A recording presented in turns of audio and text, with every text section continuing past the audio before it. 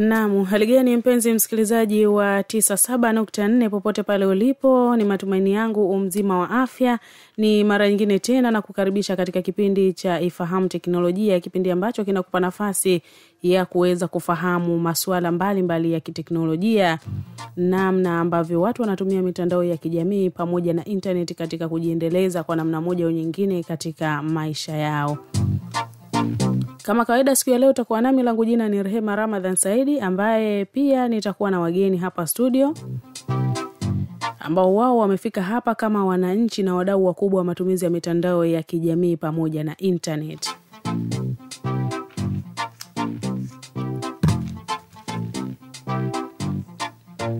Ambapo siku ya leo nitakuwa naye Maulid Sharif Ali kutoka maeneo ya Maziwa Ng'ombe, akiwa sambamba kabisa na Hamadi Hija Khatibu, ambao wao katika siku ya leo wako hapa katika kutujuza kile ambacho wanakifahamu kuhusiana na masuala matumizi ya mitandao ya kijamii. Lakini kikubwa zaidi ni kuweza kuchangia juu ya mada yetu mezani siku ya leo, ambayo inaangazia rasilimali na sehemu za kupata misaada, haswa ambapo inapokuwa inajitokeza swala la changamoto kwenye matumizi ya mitandao ya kijamii. Msikilizaji, karibu sana uwe nasi katika siku ya leo katika wasaa huu ili upate kufahamu mengi ya kujifunza kuhusiana na mada yetu siku ya hii leo. Lakini pia unayo nafasi ya kushiriki nasi kupitia nambari ya 0779974974 ili uweze kutuambia, je, kwa upande wako ulishawahi kukumbana na changamoto yoyote ya udanganyifu au unyanyasaji katika mitandao ya kijamii? Basi moja kwa moja msikilizaji, ni kwamba kwa sasa tukizingatia ni kwamba kumeongezeka matumizi ya mitandao ya kijamii katika masuala ya mawasiliano, kwenye masuala ya biashara, lakini pia masuala ya elimu. Ndivyo hivyo ambavyo masuala ya utapeli yamekuwa yakiongezeka haswa katika matumizi ya mitandao ya kijamii. Kwa hivyo tumeona kuna haja ya kukuletea mada yetu katika siku ya leo ipate kufahamu elimu na namna gani, basi sehemu gani ambazo unaweza kwenda kuripoti pindi unapopatwa changamoto kama hiyo. Wageni wangu, karibuni sana hapa studio katika siku ya hii leo. Asante sana. Na moja kwa moja nikianza na Maulidi. Kwa upande wako wewe ni mdau mkubwa haswa wa jukwaa gani la mitandao ya kijamii? Mimi ni mdau mkubwa wa mitandao ya kijamii kwa sababu mitandao ya kijamii ni chombo muhimu cha mawasiliano, lakini pia kinaweza kugeuka kuwa chanzo cha maumivu ikiwa hakitatumika kwa busara. Kwa hiyo mimi ni mdau mkubwa sana wa kutumia mitandao ya kijamii. Natumia baadhi ya mitandao ya kijamii ikiwamo Facebook, ikiwemo Twitter, zamani ikiitwa Twitter, sasa hivi inaitwa mtandao wa X. Natumia pia WhatsApp, sawa, ni moja kati ya jukwaa la mtandao wa kijamii. Ni baadhi tu TikTok natumia. Ni baadhi tu ya mitandao ya kijamii ambayo mimi ni mdau mkubwa wa kutumia mitandao. Na kwa upande wako Hamadi Hija? Yes. Wewe ni mdau wa jukwaa gani haswa la mitandao ya kijamii? Mimi ni mtu ambaye naweza nikasema kwamba nimebenzi katika mitandao yote ya kijamii. Maana yake ukija kwenye masuala ya kimtandao kama kufanya miamala, ni miongoni mwa watu ambao nipo. Lakini pia naweza nikasema katika mitandao kama Facebook, Instagram na mitandao mengine kama TikTok, yote hapo ni mitandao ambayo natumia kwa sasa. Okay, shukrani sana. Lakini pia msikilizaji, ni kwamba katika siku ya hii leo tutakuwa na mahojiano kutoka kwa wananchi mtaani ambao pia wao watakwenda kutujuza kile ambacho wanakifahamu kuhusiana na mada yetu ya siku ya hii leo. Lakini pia tutakwenda kusikia mjadala mfupi kutoka kwake Ali Masudi Kombo, ambaye alimualika, amepata nafasi ya kumualika mtaalam kutoka ambaye ni manager kutoka TCRA kanda ya Zanzibar. Pia tutakwenda kumsikiliza katika kile ambacho amekizungumza, lakini pia zaidi tutakwenda kupata maelezo ya kina zaidi kutoka kwa jeshi la polisi ambao wao pia wamepata nafasi ya kuzungumza nasi kuhusiana na mada yetu ya siku ya hii leo. Na mwisho kabisa tutakwenda kupata kufahamu kile ambacho kimezungumzwa na manager kutoka Benki Kuu ya Tanzania BOT, ambaye anafahamika kama afisa Suleimani Kuto. Ameweza pia kutia neno katika mada yetu ya siku ya hii leo. Na moja kwa moja nirejee hapa studio. Nikianza na Hamadi Hatibu. Kwa upande wako wewe, je, ulishawahi kukumbana na changamoto yoyote ya uhalifu au unyanyasaji wa kimitandao? Mimi naweza nikasema kwamba tayari kuna siku tayari nimeenda kupata hiyo changamoto. nakumbuka kwamba kuna mwaka fulani hivi kati ya miaka miwili ambayo imeenda kupita nyuma, niliwahi kupigiwa simu na baadhi ya jamaa, akajitambulisha vizuri kama ni mtu ambaye yupo katika familia zetu sisi. Sawa, maana yake anahitaji yani anahitaji msaada, kwamba kuna changamoto ambayo imeenda kumkuta, anahitaji msaada. Na kwa bahati nzuri katika kupiga simu ile ilikuwa maana yake anaonyesha kwamba ni kweli yupo kwenye shida. Nilichokifanya maana yake moja kwa moja nikamtafuta akakata simu kwa muda ule, nikamtafuta tena. Sawa, baada ya kumtafuta nikaongea naye, anataka kwamba atumiwe kiasi cha fedha. Kwa hiyo nilichokifanya maana yake mimi nikamtumia hela, nikazani kwamba ni mtu ambaye ni wa jamii zetu. Kwa hiyo hii ni changamoto ambayo kwa bahati nzuri nilienda kupata kama ni funzo katika maisha yangu. Lakini pia nimeenda kuwashuhudia baadhi ya watu ambao wapo katika jamii zetu wameenda kuwakuta masuala kama haya. Aise, pole sana kwanza kwa changamoto hiyo ambayo imeweza kukukuta. Vipi kwa upande wako Maulid Sharif? Wewe ulishawahi kukumbana na changamoto yoyote ya namna kama hii ambayo amezungumza Hamadi katika matumizi yako ya mitandao ya kijamii? Ni kweli nimepata changamoto hiyo ya mitandao ya kijamii. Ni story ndefu kidogo, nijaribu kuifupisha haraka kwa sababu muda umetuacha mkono. Ni mimi kabla ya hapo niliajiriwa na sekta binafsi, nikafanya kazi sekta binafsi mwaka mmoja na miezi kama 8. Baada ya hapo nikaomba ajira serikalini. Baada ya kuomba ajira serikalini, tukawa katika kipindi fulani cha kusubiri, kwa sababu tushafanya interview, tushaenda GSL, tukakaa pale. Kuna mtu akanipigia simu akajitambulisha kama afisa utumishi. Okay. Kutoka afisa utumishi akanipigia simu akaniambia kwamba umefanikiwa, mtaitwa tarehe fulani, ila tu kuna kiwango fulani cha pesa na sisi tunaomba. Sasa kitu ambacho kilinisaidia mimi ukinitajia pesa tu kwenye kichwa changu tayari ushanivuruga. Maana yake hatuelewani tena. Ushafahamu? Lakini sikuifumbia macho, nilijaribu kutoa taarifa kutoka katika taasisi ambayo ni husika. Wakanambia kwamba sio wao, hiyo namba nikaipeleka kule, ni hiyo tu. Lakini kuna changamoto nyingine ambazo zishahi kunitokeza kuhusiana na masuala haya ya miamala. Kuna watu tofauti wananipigia simu, lakini tu ile basi tu ya kwamba mimi ni muelewa hayo mambo. Ni hivyo tu. Okay, kwanza kabisa tuseme pole sana kwa kile ambacho kilimeweza kukutokea, lakini pia hongera sana kwa kujitahidi kuwa makini haswa tu unapotajiwa swala la pesa.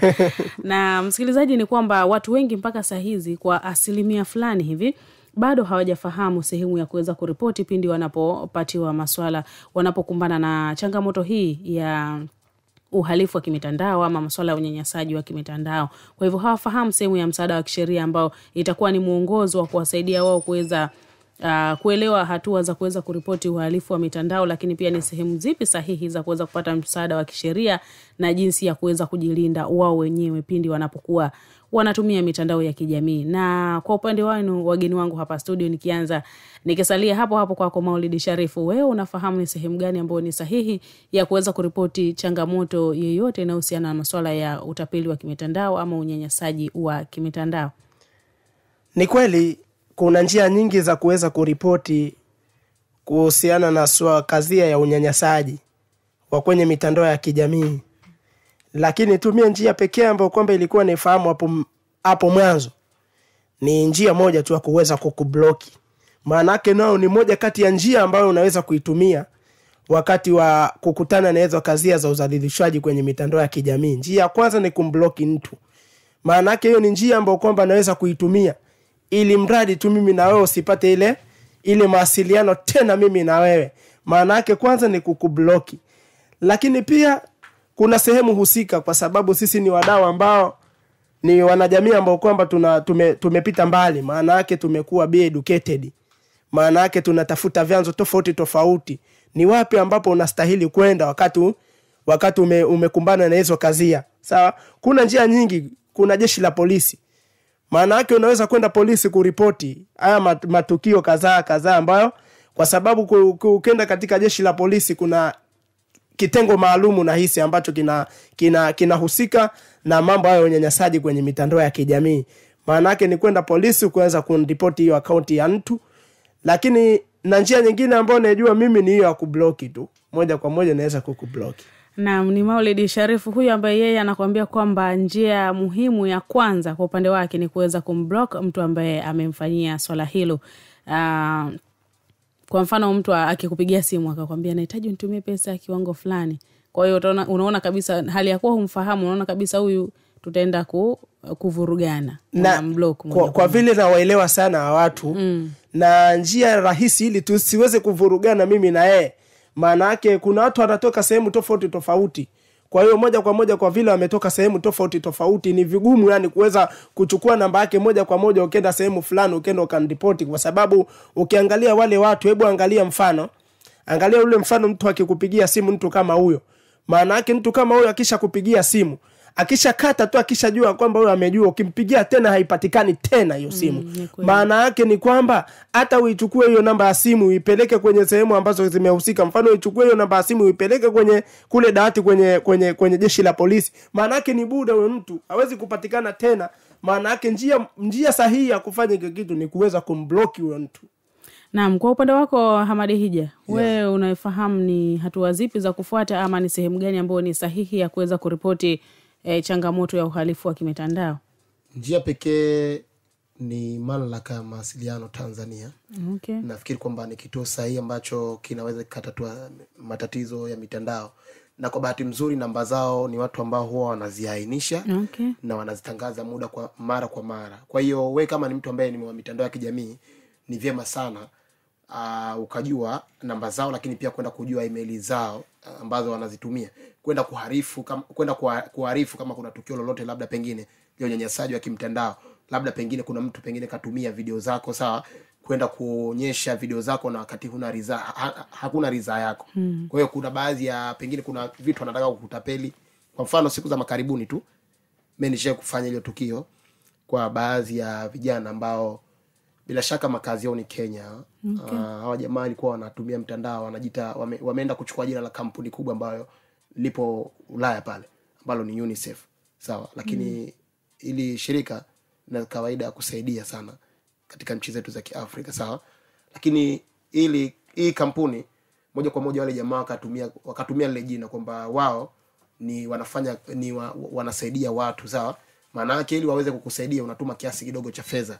Kwa hiyo ukishatuma kiasi kidogo cha fedha kama ni 50,000, maana yake watakupa kama 500,000, sawa, watakupa kama milioni. Kwa hiyo nilipoligundua hili, maana yake kwanza kama alivyosema Maulid, moja kwa moja hawa watu wanakutumia link, maana yake unaenda kuchat nao kwenye Facebook. Kwa hiyo nikaanza, lakini mimi tayari maana yake siku zote unajua kurudia kosa sio kosa, sawa, ila maana yake kufanya kosa sio kosa, ila kurudia kosa ndio nini? Ndio kosa. Maana yake mtu ukisha ukupigao ndio unakufunza au ndio unakufundisha. Kwa hiyo nilipata fundisho mara ya mwanzo, kwa hiyo ikawa ni mjanja kweli kweli. Kwa hiyo nikaligundua lile swala, nilichokifanya maana yake moja kwa moja, sawa, nikachukua namba ya TCRA wale ambao ni Mamlaka ya Mawasiliano Tanzania, sawa, nikaliripoti ile swala.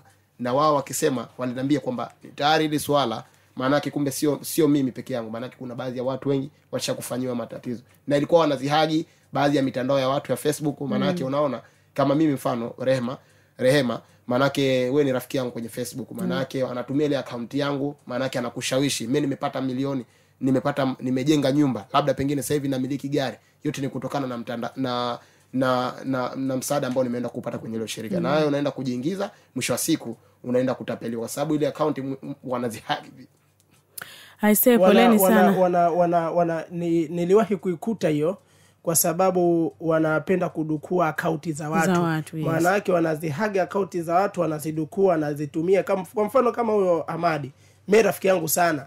Maana yake ile inakuja kama akaunti yake inanambia kwamba ushahi kupata msaada. Nilikuta sana hiyo ya UNICEF. Nilichokifanya mimi kwa sababu ni wajanja wa kutumia mitandao ya kijamii, tulichokifanya tulichukua ile akaunti ya wale watu tukaanza kutuma kwenye magrupu ya kwamba hawa sio mtu fulani wana haki akaunti za watu.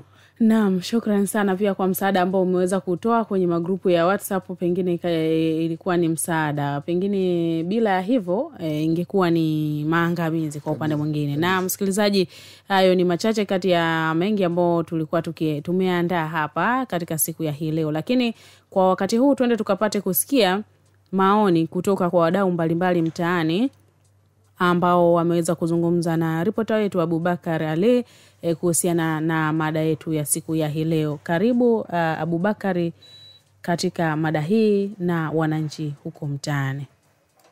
Namna moja ama nyingine wa Tanzania wa kawaida tumekuwa tuna changamoto ya kujua ni sehemu sahihi ambayo tunaweza kwenda. Na binafsi yangu sijawahi kukumbwa na hili tatizo, lakini wapo ambao wamekumbwa na matatizo na ikawa hawajui hasa njia ya kuelekea. Kwa hiyo kikubwa ambacho nakiona ni kwamba mamlaka zinazosimamia mitandao ya kijamii ikiwemo TCRA ndio mamlaka makubwa, waendelee kufanya jitihada kubwa sana kuhakikisha kwamba Watanzania wanapata elimu kwanza, kujua sheria za matumizi ya mitandao ya kijamii, kufahamu kwa kina nini ambacho wanaweza kufanya mara baada ya kukutwa na matatizo. Na uzuri ni kwamba TCRA wamekuwa wanafanya kazi kubwa sana. Binafsi ni wapongeze, wamekuwa na vipindi mbalimbali wakiendesha, lakini bado elimu inahitajika kufika kwa sana zaidi na maeneo tofauti nchi nzima kuhakikisha kwamba wanapata elimu. Watanzania wengi sasa hivi wamekuwa ni watumiaji wakubwa wa mitandao ya kijamii. Tunaweza kusema mara mwisho nilikuwa naangalia takwimu, nusu ya Watanzania wanatumia mitandao ya kijamii kwa sasa. Maana yake nusu ya Watanzania wanamiliki simu kubwa, nusu ya Watanzania wanajua umuhimu wa internet na wamekuwa wanatumia internet. Kwa hiyo TCRA wamekuwa wanafanya kazi, lakini bado wanahitaji kuongeza jitihada kusaidia kufahamisha, kwa maana ya Watanzania kufahamu sheria, lakini kujua nini cha kufanya, nini hakitakiwi kufanywa kupitia kwenye mitandao ya kijamii na namna gani ya kujikinga, lakini pia wanapokumbwa na matatizo ni hatua gani ambazo wanaweza kuzichukua. Lakini sio tu TCRA peke yake, lakini hata vyombo vya habari kama nyinyi ni wadau wakubwa ambao mnaweza kushirikiana na TCRA na mamlaka nyingine zinazohusika katika kuhakikisha kwamba mnatoa elimu ya kutosha kwenye matumizi ya mitandao ya kijamii. Kama ambavyo tumekuwa siku zote tukizungumza, mitandao ya kijamii ina faida kubwa sana na tunapaswa kuilinda, tunapaswa kuiheshimu, tunapaswa kuhakikisha kwamba tunaipa nafasi kubwa kwa mfumo wa faida zaidi na sio hasara. Kwa hiyo kikubwa ni kuendelea kuhakikisha kwamba elimu inapatikana na wananchi wanaendelea kujifunza, wananchi wanaendelea kufahamu. Mamlaka na sheria, taarifa ambalo liko chini ya mamlaka na sheria. Na katika sheria hizo vipo vyombo vya dola ambavyo vimekuwa vikisimamia sheria na utaratibu mzima wa mwenendo wa nchi na wananchi. Kwa mfano, chochote kile ambacho kinaweza kukutokezea cha kuweza kutafuta haki yako au kutafuta kurudisha hadhi yako ya kile ambacho kimeweza kukutokezea cha uhalifu au cha unyanyasaji, sehemu pekee kukimbilia ni polisi. Ni kwenda kupeleka taarifa katika jeshi la polisi, kuandika ripoti na kuweza kutia mkazo na kufuatilia ufuatiliaji wa mwenendo wa ripoti yako ambao kwamba umeenda kuiweka, au ufunguaji wa kesi ambao kwamba umefungua kwa ajili ya kuweza kutafuta salama zidi ya uhalifu ambao umekupata au unyanyasaji ambao umekupata. Lakini pia ametaka kujua kwamba labda iko elimu ya kutosha ama kuna elimu ya kutosha zidi ya suala zima la uhalifu na unyanyasaji wa kimtandao katika taifa letu, kuonesha kwamba wakati kuna athari zidi ya uhalifu huu na unyanyasaji, ni lazima kwamba vyombo husika vimekuwa vikitoa taaluma kwa wanajamii ambao kwamba wamekuwa wakikutwa na hizi changamoto za uhalifu au unyanyasaji wa kimtandao. Anadai kwamba hii elimu ambayo imekuwa ikitolewa ni yenye kutosheleza na inawafikia vizuri wananchi? Labda tuseme tu authority inafanya kazi yake kama inavyotakiwa kufanya, na tumekuta wakisaidiwa na vyombo hivi vya matangazo kama radio na TV kuweza. Kwa jina naitwa Hashil Sudi Mohamed, natokea Shehia Mtambile. Suala la uhalifu ama unyanyasaji wa mtandao ni suala baya sana. Mimi binafsi ilishowahi kunikuta katika maisha yangu. Kuna baadhi ya vijana tuliweza kukhtalifiana kwa baadhi ya vitu, basi waliweza kutumia mitandao na kuweza kunipakazia na kuweza kunizalilisha kwa watu. Mwisho wa siku wale ambao kwamba na waheshimu tukaweza kukhtalifiana. Kwa hiyo ni jambo baya sana swala hilo. Lakini pia elimu kwenye jamii ya kwamba watu wanapokutana na changamoto hizo wapi waende haipo. Kwa hiyo tunaiomba serikali iweze kufika katika jamii na kuelimisha juu ya haki za watu na juu ya hayo matatizo ya kimtandao, ili pale mtu atakapokuta na changamoto hiyo ajue wapi pa kwenda. Lakini pia atakapotoa elimu, naamini changamoto hizo zitaweza kupungua na mwisho wa siku watu kuweza kufaidika katika na jamii kuweza kuelewa.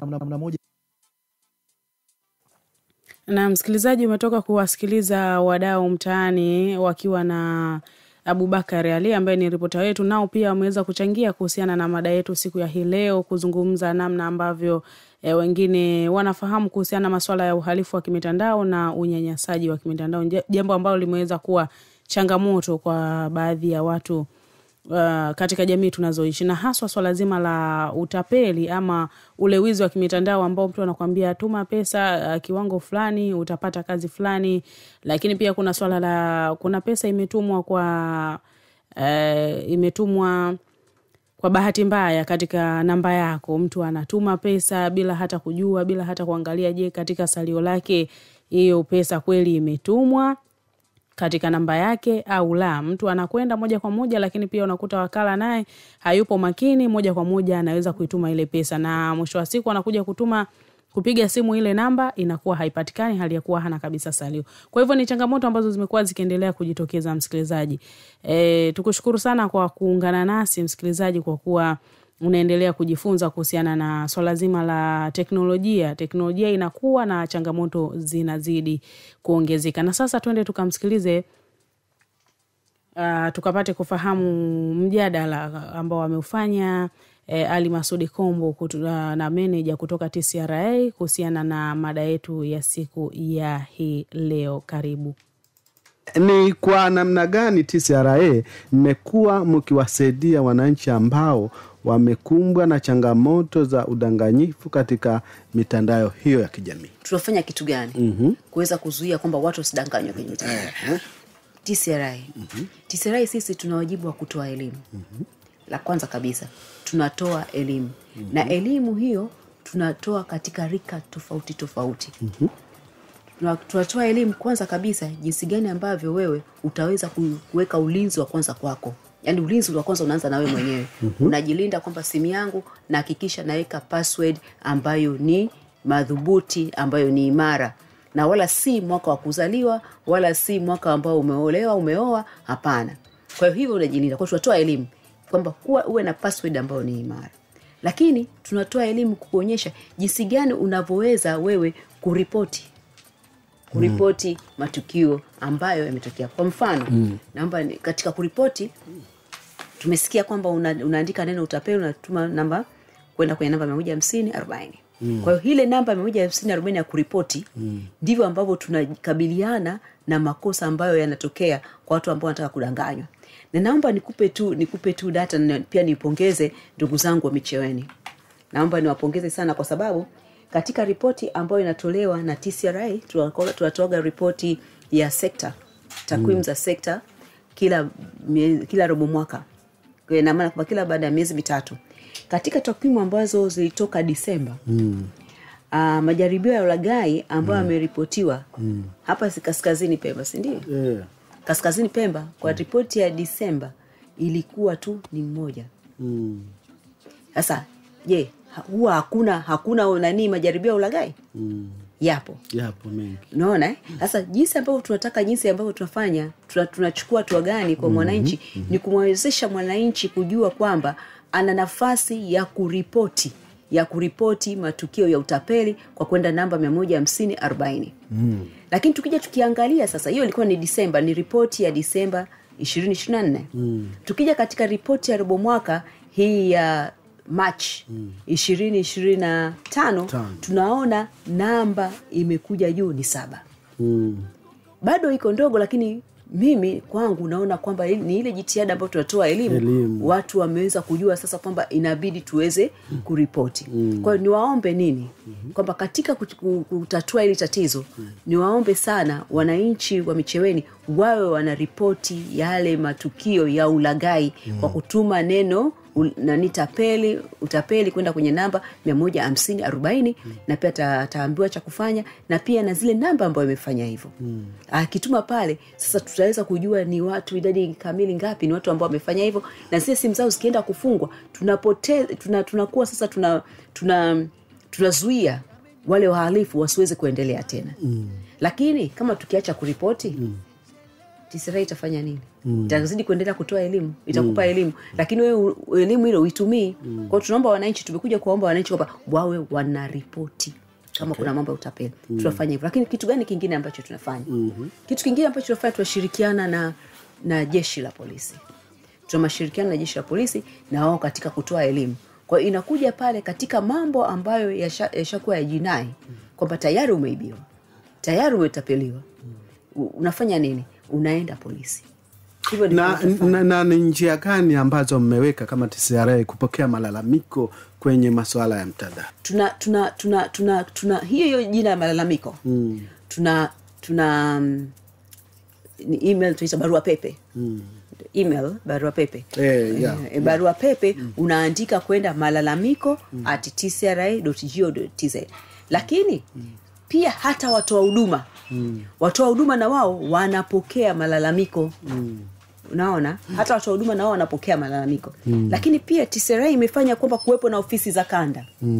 Ofisi za kanda ambazo ziko 5 pamoja na ofisi ya Zanzibar. Kwa hiyo mtu akiwa na shida, akipata changamoto, akipata malalamiko, anakuja kwenye ofisi pia za kanda kutueleza. Lakini anaweza katuma kwenye malalamiko, lakini pia tuna kitu tunaita dawati la huduma. Ile dawati la huduma linafanya kazi masaa 24. Dawati la huduma. Kwa hiyo katika ile dawati la huduma ambayo inafanya kazi masaa 24, unaandika wewe, unaweza kupiga simu, lakini pia unaweza ukaandika barua pepe dawati la huduma. Kwa ukiandika barua pepe dawati la huduma litaenda pale na watakusaidia. Hapa nilikuwa naangalia, nataka niseme ile namba ambayo unaweza ukaipiga na ambayo ni free, unaweza ukaipiga ili uweze kusikilizwa. Naomba nitaje hiyo namba kwa wananchi kwamba akipata jinsi ya kunani malalamiko anafanya kitu gani. Sasa kuna namba ambayo unaweza ukapiga, ndugu mwananchi. Unapiga namba 0800008272. Hii namba hautoi chochote. Kwa ukiwa na malalamiko unapiga hiyo namba.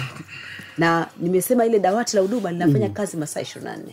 Kwa hiyo unapiga namba, unaelezea. Na ni rasilimali gani ambazo TCRA meziweka ambazo ni salama kwa watumiaji wa mitandao ya kijamii? Ambazo tunasema hizi rasilimali ndizo ambazo zinatumika kwenye mamlaka mawasiliano. Ndio ambapo unakuta mtu amepata leseni, unakuta mtu tunafanya ukaguzi. Ni tunatumia hizi rasilimali 4. Tuna rasilimali ambayo tunaita rasilimali masafa. Ukiona kwamba mpaka redio ikaongea, kuna masafa ambayo umepewa.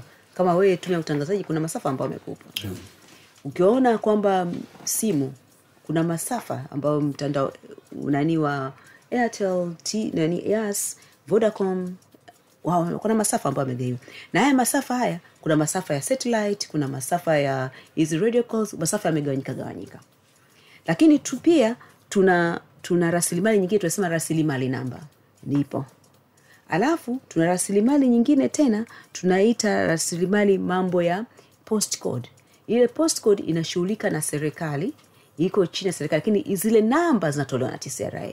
Lakini tuna rasilimali nyingine ambayo mimi naogopa kuiita hapa kwa sababu kwa Pemba ina maana sio nzuri sana, vikoa.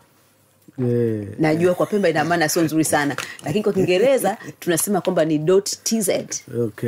Ndio wake naogopa sana kuisema. Hizi rasilimali 4. Lakini sasa hii rasilimali namba ndio ambayo huwa tunatoa, inatumika katika mitandao, katika mambo ya hela, miamala na nini. Ni kwa namna gani?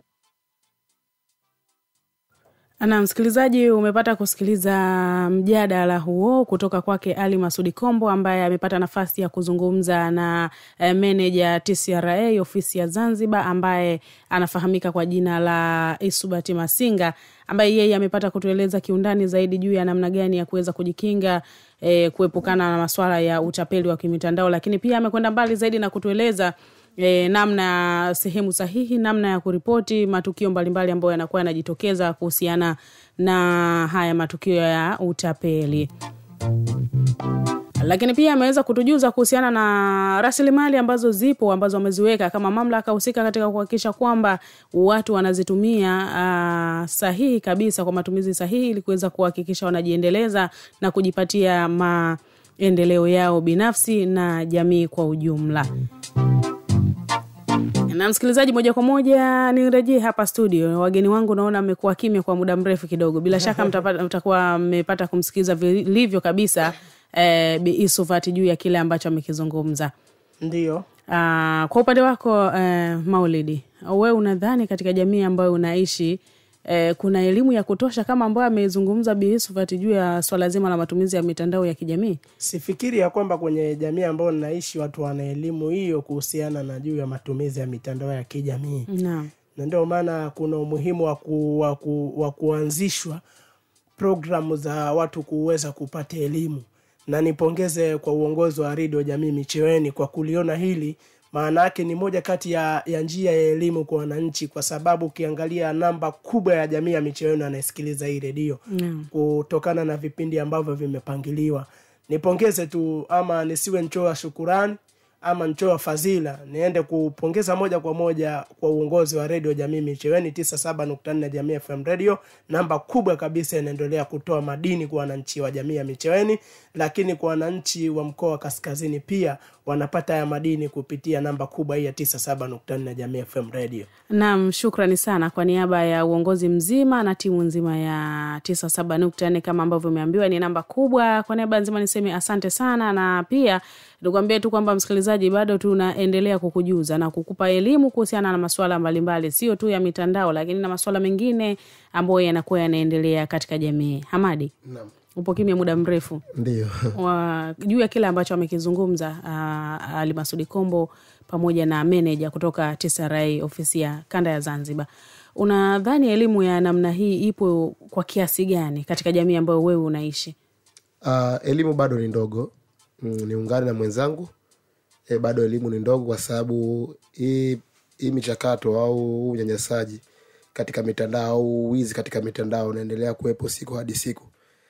Hata ukienda ukiulizia baadhi ya jamii ambazo zipo kwenye kijiji chetu, utasikia kwamba pengine mtu juzi katapeliwa, lakini juzi pengine utasikia leo mtu katapeliwa. Hii yote ni kutokana na watu wanakosa elimu.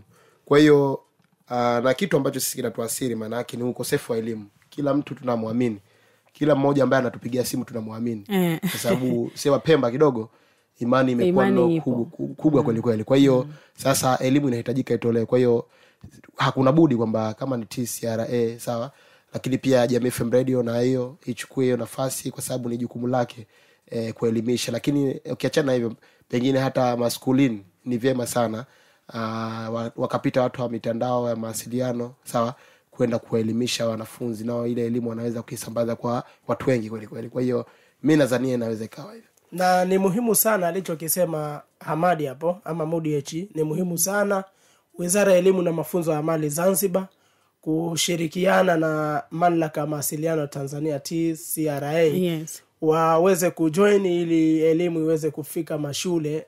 Nipongeze tu kwa Wizara ya Elimu kwa kurejesha somo la ICT kama somo ambalo ni michipuo sasa hivi limeanzishwa, kwa sababu vijana wanapata ABC. Lakini haitoshi hapo tu, Wizara ya Elimu shirikiana na Mamlaka ya Mawasiliano Tanzania liwekwe somo kama somo mashuleni kuhusiana na jukwaa la mitandao ya kijamii. Naam, shukrani sana. Nami hapo nipongeze katika hicho ambacho kimefanyika, kwa sababu kitakwenda kuwa mwangaza kwa vijana kuhusiana na swala zima la matumizi ya internet pamoja na mitandao ya kijamii. Lakini kwa upande mwingine ni kwamba msikilizaji, hii masuala ya utapeli wa kimitandao moja kwa moja yanajikita sana haswa katika masuala ya kifedha, haswa katika jamii ambazo sisi tunakuwa tunaishi. Unakuta mtu kwenye namba yake ya simu anaibiwa pesa, ama anatapeliwa, anaambiwa katumiwa pesa sivyo, na yeye anakwenda kutuma. Lakini swala hili linajitokeza hata kwenye huduma za kifedha kwa upande wa mabenki. Sasa hivi kuna zile tunaita ni benki zipo kwa njia ya mitandao ya simu Ndiyo, yes, ndiyo, kuna NMB mobile na vitu kama hivyo. Kwa hivyo hapo mtu anaweza kupata nafasi ya kuweza kufanya utapeli na kuweza kuchukua pesa za watu. Sasa tumepata wasaa wa kuweza kuzungumza na afisa kutoka BOT ambaye anafahamika kama afisa Suleimani Kuto, ambaye yeye pia amepata nafasi ya kuweza kutujuza kile ambacho anakifahamu kuhusiana na mada yetu ya siku ya leo. Karibu sana. Kamsingi kwanza lazima iwe na license ya benki kuu. Mbali ya kuwa na license ya biashara kama biashara nyingine zote zinavyohitaji kuwa na leseni ya biashara, lakini sekta ya fedha yote inasimamiwa na benki. Yote anayetaka kufanya huduma hizo lazima apate ithibati kutoka benki kuu. Ndio maana mara nyingi sana tunawaambia wananchi kwamba kabla hajafanya chochote lazima ajiridhishe kwanza huyu ninayekwenda kufanya naye huduma anakubalika kisheria, anajulikana. Kukubalika huko ndo kujulikana kwenyewe, maana kinachokujulisha wewe au kinachokutambulisha wewe ni hizo document ambazo zinatolewa na mamlaka za kiserikali. Ana hiyo huenda wakawepo ambao ndio, wanaweza wakawepo ambao sio. Labda kama ungenipa mfano sasa wa hao wanaotoa huduma zao wanazitoa vipi? Ponzi scheme ni hiyo shughuli za kifedha ambazo zina utapeli ndani yake. Haiwezekani wewe unaambiwa wekeza hapa utafuna hichi hapa, ndio sipo kufanya kazi. Na msikilizaji, huyo ni afisa kutoka Benki Kuu ya Tanzania BOT Suleimani Kuto, ambaye yeye pia ametupa machache kuhusiana na mada yetu ya siku ya hii leo. Lakini kwa niaba ya timu nzima ya kipindi hiki cha Ifahamu Teknolojia, pia tumepata nafasi ya kuweza kuzungumza na inspector msaidizi kutoka Jeshi la Polisi. Naye pia alikuwa na mengi ya kutuambia kuhusiana na swala zima la rasilimali, na haswa ameweza kugusia sana kwenye swala zima la usalama wa mitandao, namna gani ya kuripoti matukio kama hayo na namna ya kuweza kupata msaada, lakini na njia ambazo zinaweza zikakusaidia kujiepusha kuingia kwenye changamoto kama hii. Tukamsikilize Hamadi katika kile ambacho ameweza kukizungumza. Mimi naitwa Assistant Inspector Hamadi, ni mkaguzi msaidizi wa Jeshi la Polisi. Nipo hapa katika kituo cha polisi Chake Chake, lakini pia ni mkaguzi wa sheria. Miongoni mwa kazi za Jeshi la Polisi ni pamoja na kutoa elimu. Polisi sio kazi yake kupambana na makosa tu akaona kazi ya polisi ni kufukuzana na wahalifu. Hapana.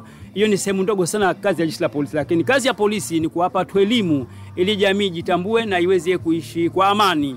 Kwa hiyo ukizungumzia swala la uhalifu wa kimitandaoni, makosa mengi sana ya kihalifu ambayo yana trendi mitandaoni na yanakuwa yakiripotiwa sana katika vituo vya polisi ni pamoja na makosa ya utapeli. Makosa ya utapeli ni mengi sana. Jamii wamekuwa wakati mwingine nakosa imani na hii mitandao ya kijamii kwa sababu ya kuwepo kwa utapeli, ambao utapeli wenyewe sasa watu wanakuwa wanaibua fedha zao kijinga kabisa mitandaoni, yani bila kujua sawa kwamba huyu alionipigia simu ni nani. Sawa yani yeye message ikiingia tu kwamba umetumiwa shilingi 500, umetumiwa milioni 1, angalia kuna message imeingia, hiyo hela imeingia kimakosa, kwa hiyo naomba nenda kwa wakala arisha hiyo hela. Mtu anachokifanya ni kukimbilia kwa wakala, na akifika kwa wakala hataki kuuliza, anasema tu bana tuma hela kwenye namba hii milioni. Unakuta wakala anajua tu kwamba huyu ni mteja wangu na ndio shughuli zake, wakala anaamua kutuma milioni 1 kupitia namba ile ambayo imetuma hela. Sasa namba ile ambayo imetuma hela ni namba ambayo ni ya mchongo, ni namba za michongo za kupigia. Ile ni namba ambayo inawezekana yule aliyekuwa ametuma ile message amjuani yule aje kukuona. Yeye amebahatisha tu ile namba. Kwa bahati imekuangukia ndugu yangu ambaye inaonekana kidogo hujui mambo ya watu, unaanza kwenda kumvamia wakala na kumwambia tuma hii hela. Wakala anatuma hela, baadaye inakuwa ni ugomvi kati yako na wakala. Unaanza kumwambia simu wakala, hela ziko kwenye simu toa. Wakala kwambia kwenye simu humu hamna, mna 00, hamna hela humu. Hii ni message bubu tu imekuja. Kwani message kakutumia nani? Unaanza kujiuliza, kwani wewe huyo ni nani? Sasa namba mnaanza kuitafuta mwenyewe, mnakuta namba haipatikani. Namba unayopiga haipatikani. Na hiyo namba hiyo inakuwa ndio mwisho wa namba hiyo. Hapo ndio imekufa hiyo line. Haitofanya kazi tena hata kiyama. Haiwezi kufanya tena kazi. Sasa unakuta sasa baada sasa inakuja kwa huyu mteja ambaye sasa ameanza sawa kumwambia wakala atume hela wakati yeye mwenyewe hana 100 mfukoni. kesi inaanza kwenda polisi. Kwanza tunapokuwa tunafuatilia katika upelelezi, kwa sababu haya ni makosa ya cyber crimes, makosa ya wizi wa mitandaoni, kwa jina la kitaalamu tunaita makosa ya cyber crimes, ambayo sawa yanakuwa na wapelelezi maalum ambao wamepata mafunzo ya kutosha, ambao wao wana kazi pia kufuatilia sawa nyenendo na ile mihamala ya uhalifu na kuwakamata katika maeneo mbalimbali alipo. Kwa mfano mimi binafsi mwaka 2018 nilikuwa katika ofisi za upelelezi pale, kuna mtu alikwenda kusajili line. Sawa kwa nia njema kabisa. Kwa hiyo leo kwenda kumpa lendeke amsajilie akaiba. Sawa kulikuwa na mihamala amefanya pale NMB. Akachukua zile transactions za ile mihamala aliyofanya, sawa akatumia ufundi wake wa teknolojia aliyokuwa nao, akaweza kufanya hacking ya pesa ambazo alikuwa nazo benki milioni 24 zilihama. Hapo alihamisha milioni 24. Alianza kidogo kidogo. Hela hiyo alizituma Dar es Salaam pale. Anahamisha na tuma, anahamisha na zituma kule. Kwa hiyo kazituma hela CRDB, katuma sijui kwenye mawakala pale Dar es Salaam, sehemu mbalimbali kazituma. Mpaka zikawa milioni 24 zimeenda. Jamaa baada ya kwamba siku ile amefanya hacking ya zile pesa kutoka NMB hapa Chake Chake, akakimbia akapanda ndege akaenda Uzake Unguja akatoa pesa kidogo akaelekea Dar es Salaam. Pale ndio pesa zilikuwa zipo nyingi ameziingiza katika maeneo yale, akaenda akatoa kwa makala mbalimbali. Kwa hiyo yule jamaa alichokuja kugundua, sasa mimi nikawa ndo mpelelezi, ikabidi sasa nisafiri niende Dar es Salaam, sawa kufuatia vyanzo vile account. Kumbe ile account ilikuwa ni ya mtoto wa kike. Yule mtoto wa kike sasa ile account alimpa mwanaume wake kuweza kuitumia. Sasa kumbe ilikuwa anatumia account kwa ajili ya kupigia. Kwa hiyo kifanya nilikwenda kumkamata Kahama. Yule mtoto wa kike ambaye ile account inasomeka ni ya kwake, yani MB, nimkamata Kahama Shinyanga, sawa nikamleta Dar es Salaam kumhoji. Akasema kwamba huyu mwanaume wangu ndio alikuwa anatumia hii account yangu, sawa kwa hiyo akatuunganisha tukamkamata, sawa baada ya kumkamata tukafanya mahojiano, sawa ikawa sasa yule ni shahidi mzuri tu, sawa dhidi ya huyu mhalifu aliyofanya, sawa. Kwa hiyo kesi tukapeleza kaenda mahakamani na akafungwa pale na yuko jela mpaka sasa hivi, sawa. Kwa hiyo hizi ni kesi ambazo sometimes zinakuwa zina mafanikio, lakini tujue kwamba kinachotakiwa kifanyike zaidi, watu wawe na elimu, watambue kwamba ukiwa umeshapigwa kupitia mitandaoni ni kazi ngumu kufanya upelelezi wa kuweza kumjua nani kapiga, kwa sababu naye pia anatumia teknolojia hiyo ambayo anatumia wewe mpelelezi kuona kwamba yeye hapatikani. Tunatoa elimu sana kwamba anapotokezea makosa yote ya jinai wapendelee sana kukimbilia katika vituo vya polisi kwenda kuripoti matukio kwa wakati. Ni kitu cha msingi sana. Mtu yeyote ambaye sawa ametendiwa kosa la aina yoyote, huwa tunamtaka haraka akimbilie kituo cha polisi, kwa sababu kitu kimoja ambacho kinasaidia kufanikisha upelelezi katika kosa lolote ambalo limetendeka ni pamoja na kukimbilia katika mamlaka husika kwenda kuripoti tukio la kesi yako, ili polisi wanaoshughulika na jambo lile waweze kuchukua hatua za haraka.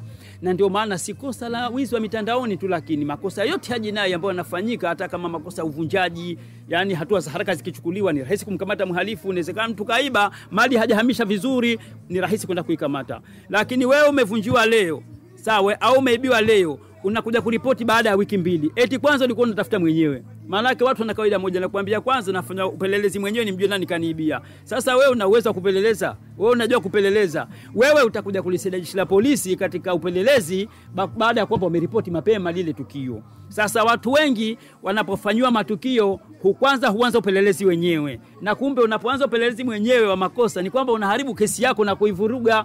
Maana yake unaweza ukamshtumu mtu ikawa ndiye akapata mwanya akakimbia. Unaweza ukamshtumu mtu ikawasie ukamtorosha aliyekuandie wewe mwenyewe bila kutambua.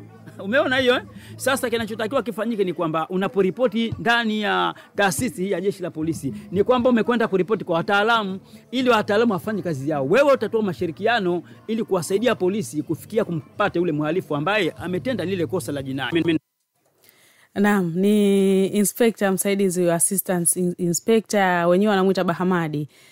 Ameweza kufunguka vya kutosha kabisa kuhusiana na kile ambacho kinaitwa uhalifu wa masuala ya mitandao ya kijamii, lakini pia zaidi kuhusiana na njia sahihi za kufanya ili uweze kuhakikisha kwamba unajikinga dhidi ya changamoto hizi za uhalifu wa kimitandao. Na msikilizaji, moja kwa moja Niende nikapitia ujumbe mfupi ambao umetufikia hapa studio katika wasaa huu.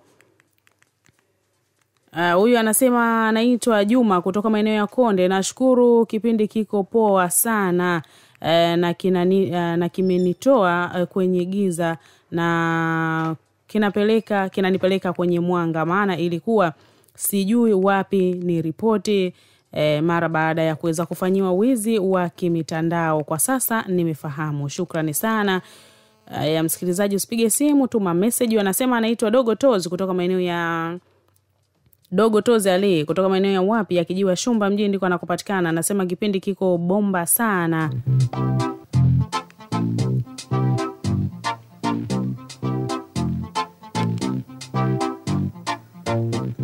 Dogo Tozi anasema kipindi kiko bomba sana na kinatupa faida juu ya faida. Shukrani sana Dogo Tozi kutoka maeneo hayo. Huyu anasema wakati mwingine unapokwenda kuripoti kituo cha polisi unaambiwa mhusika hayupo, sasa hatujui hapo tufanye nini. Anasema ni Muhammad kutoka maeneo ya Wete Bop. Aya. Shukrani sana. Time Juma kutoka maeneo ya Wete anasema hongereni sana Radio Jamii Micheweni kwa kazi nzuri ya kutuelezea sehemu ya fursa ya mitandao ya kijamii. Shukrani sana. Anasema mimi naitwa Hamadi, nipo maeneo ya wapi?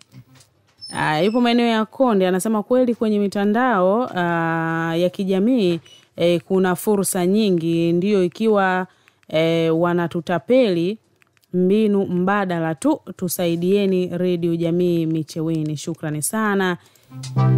Huyo anasema asanteni sana Radio Jamii Micheweni kwa kipindi kizuri chenye kuleta manufaa kwetu. Hata mimi mwenyewe nimekumbana na kadhia hiyo ya kutaka kutapeliwa katika mitandao ya kijamii. Anasema lakini mwanangu akanisaidia na kunitoa kwenye utapeli huo. By Mama Nasri kutoka maeneo ya Wingwi. Pole sana Mama Nasri, lakini pia hongera kwa kuwa umekuwa na mtoto ambaye alikuwa makini sana katika kuhakikisha kwamba hauingii katika tatizo kama hilo. Wewe anasema wakati mwingine unapokwenda kuripoti kituo cha polisi unaambiwa mhusika hayupo. Shukrani sana, message imejirudia. Anasema Dogo Tozi kutoka maeneo ya Kijiwa Shumba anasema tunawaomba TCRA kwamba hawa matapeli wanaoiba mitandaoni wawachukulie hatua, maana matapeli wamezidi kuwaibia watu, sio poa. Aya, shukrani sana, na ndio maana tukawa tunawaalika katika kipindi chetu ili waweze kushiriki nanyi ili kuweza kuhakikisha kwamba wanachukua hatua juu ya changamoto ambazo watu wanazizungumza. Wanasema kipindi kiko bomba sana. Tuko pamoja sana mwanzo hadi mwisho. Shukrani sana. Huyu anasema Radio Jamii Micheweni hongereni sana kwa elimu mnayoitoa kwetu sisi. Shukrani sana. Wanasema tuko pamoja sana mwanzo mwisho. Asante sana. Dogo Tozi kwa mara nyingine tena anasema maeneo ya Shumba Kijiwa huko mjini. Anasema kwa nini pia mtandao wa Yasi unakuwa unaganda. Haya msikilizaji, bila shaka katika kipindi kijacho tutamwalika hapa mtaalamu ama mdau mkubwa kutoka katika kampuni hiyo ili aweze kuja kujibia swali hili. Anaitwa Mwarabu Ali kutoka maeneo ya Sebudawa. Anasema kipindi kiko poa sana. Shukrani sana Mwarabu Ali kutoka maeneo ya, anasema tuko pamoja sana. Kama mtoto wa chai kutoka maeneo ya Jitenge. Shukrani sana. Asanteni sana kwa kutupa elimu nzuri. Bai mjukuu wa Babu Bauga. Anasema Babu Bauga Juma Zahoro Mbwana kutoka maeneo ya Wingwi Dodeani. Na msikilizaji, hizo ndizo meseji ambazo zimeweza kutufikia kwa sasa, na ikiwa tayari imeweza kutimia. Na msikilizaji,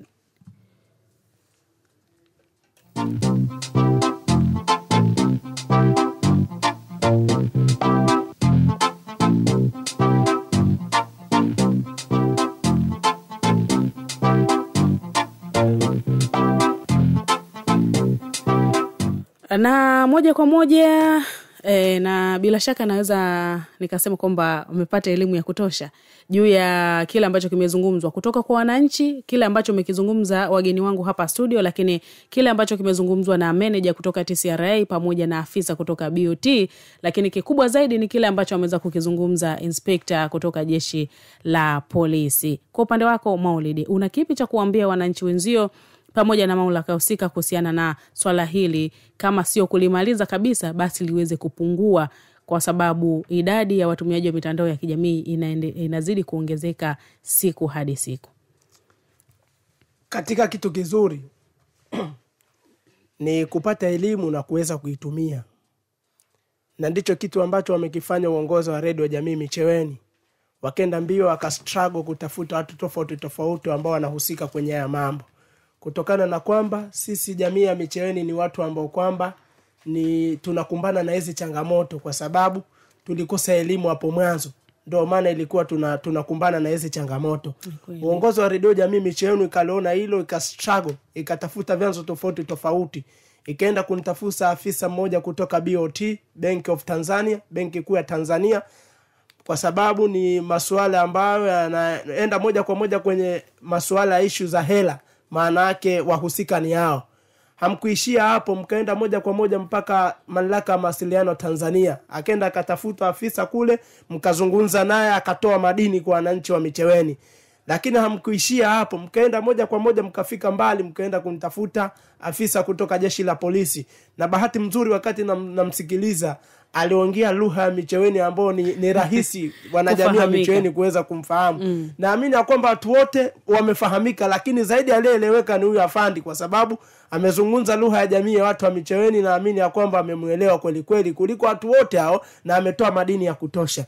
Niweze kusema tu ya kwamba kuanzia leo nahisi ya kwamba elimu imepatikana, na nahisi ya kwamba kila ambaye ametuma message zake, tumeona wadau wamepongeza hiki kipindi kwa sababu wametolewa kwenye giza. Maana yake ni pongezi kubwa kutoka kwa uongozi wa Radio Jamii Micheweni. Naam, shukrani sana. Hamadi Hatibu. Naam.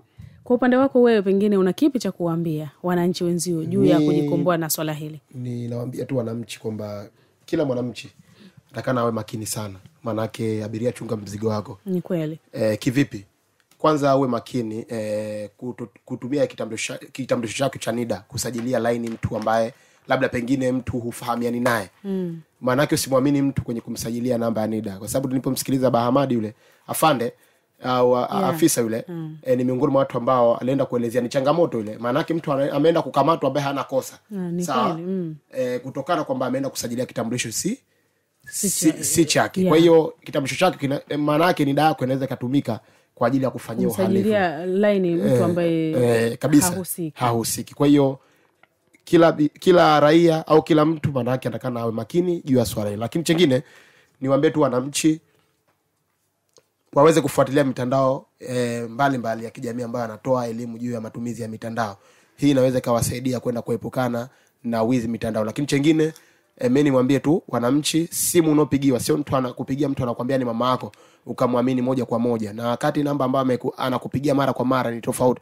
Maana yake lazima kwanza uweze kumjaribu, sawa, baadhi ya matani labda pengine ambao mmezoeana au baadhi ya vitu ambavyo mmeenda kuzungumza siku za makaribuni, mbadi kwenda kumjua undani, itakuwa inasaidia vizuri sana. Kwa hiyo mimi niwaambie tu wananchi, umakini unahitajika sana.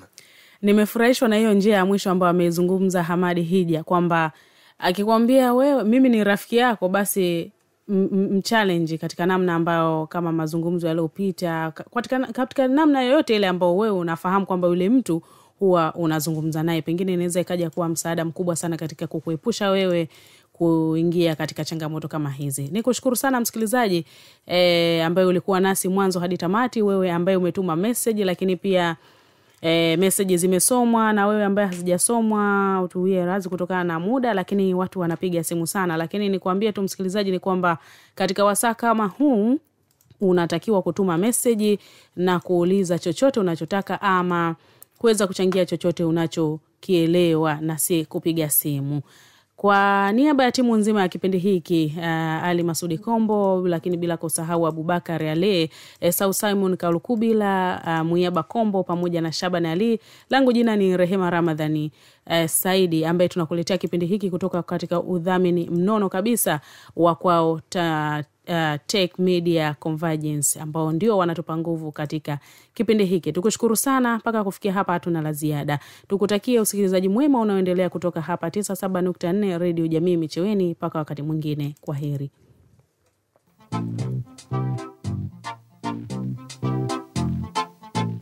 Ifahamu Teknolojia Ni kipindi ambacho kinaikutanisha jamii kubwa, yani jamii kubwa ya watumiaji wa teknolojia, ambayo inawakutanisha kwa umoja wa internet.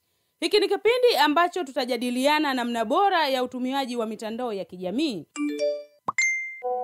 na namna bora ya kubaki salama. Huku ukisikia mikasa mingi wanayokutana nayo wakati wa utumiaji wa mitandao. Huyu amepigwa hivi. Alikuwa na pesa akakopa, akaambiwa kufanya nini, asema aachwe. Mwaka huo lazima ajenge. Kwa hiyo akaenda kwa wakala kuweka hizo pesa. Wakati anaweka pesa, wakala anamwambia subiri, asema tutagombana, naomba nitumie pesa kwa sababu tayari akili zake zishatekwa. Atapewa milioni 1, akataka kutoa 500,000 na akazituma pesa. Baadaye aipiga simu, namba haipatikani tena. Na yule kashawishika vile. Kaika hela kama shilingi 15,000 kwa mara ya kwanza. Tendo cha mimi wakala umwekea ile hela, nilipofika sehemu ya kuweka namba ya simu, kawa yeye anajishughulisha na kuongea na simu. Yani akawa yuko busy zaidi kuongea na simu kuliko ni kunitajia ile namba. Kwa nini uendelee kupigwa mitandaoni huku kidhalilishwa na kupata maumivu makali ya kihisia? Mara hujakaa vizuri unakutana na hili. Taarifa zisizo za kweli, yani fake news.